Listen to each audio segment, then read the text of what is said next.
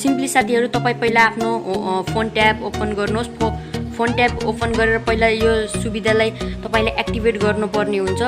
Simply साथीहरू तपाईँ यो सेवालाई एक्टिभेट गर्नको लागि तपाईँले आफ्नो उसमा चाहिँ 17122 मा फोन गर्नुपर्ने हुन्छ र त्यसै साथ यो सेवा एक्टिभेट हुन्छ।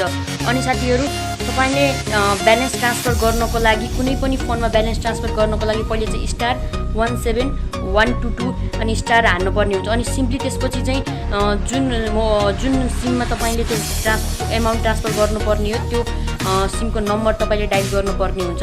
अनि सिम्पली साथीहरू म चाहिँ अहिले एउटा डेमोको लागि एउटा नम्बर लिएर देखाउने छु। अनि साथीहरू यस्तै देखाएको नम्बर एउटा नम्बर डायल गरिसकेपछि तपाईले फेरि स्टार हान्नुपर्ने हुन्छ मैले देखाएको जसरी नै।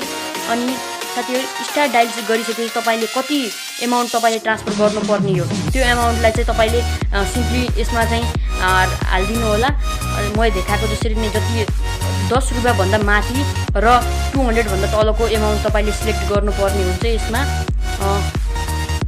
त्यसै गरी साथी म अहिले डेमोको लागि चाहिँ 10 रुपैयाँ राख्ने छु। अनि त्यसपछि चाहिँ अनि # दबाएर तपाईले जुन एन्सरको सिम हो त्यसमा कलिङ गर्नुपर्ने हुन्छ र त्यसपछि चाहिँ तपाईँ देख्न सक्नुहुनेछ एक ठाउँबाट अर्को ठाउँमा अर्को सिममा ब्यालेन्स ट्रान्सफर भएको।